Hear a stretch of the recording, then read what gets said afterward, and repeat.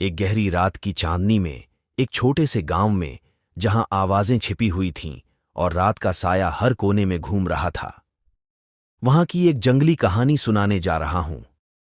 गांव में एक पुराने हवेली की बात थी, जो किसी अजनबी के नाम से मशहूर थी।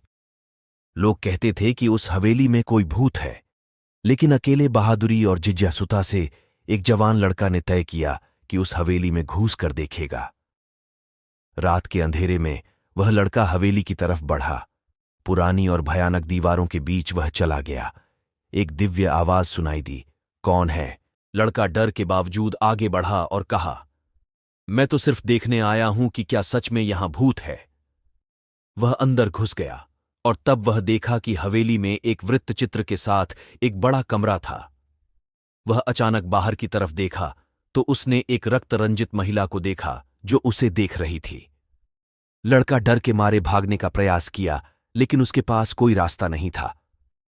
उसने फिर से वही वृत्त चित्र देखा और इस बार वह देखा कि उसका खुद का चेहरा उसमें था, उसी रक्त रंजित चेहरे के साथ। हवेली के अंदर की दरारें उसे अपनी खूबसूरती का परिचय दे रही थीं और उसके अब तक भटक जाने की कोशिश निष्फल थी। तभी लड़का अपने आप को एक व्यक्ति के साथ बातचीत करते हुए पाया, जो उसे यह सिखा रहा था कि भूतों के साथ लड़ने का एक ही तरीका है, उन्हें स्वीकार करना।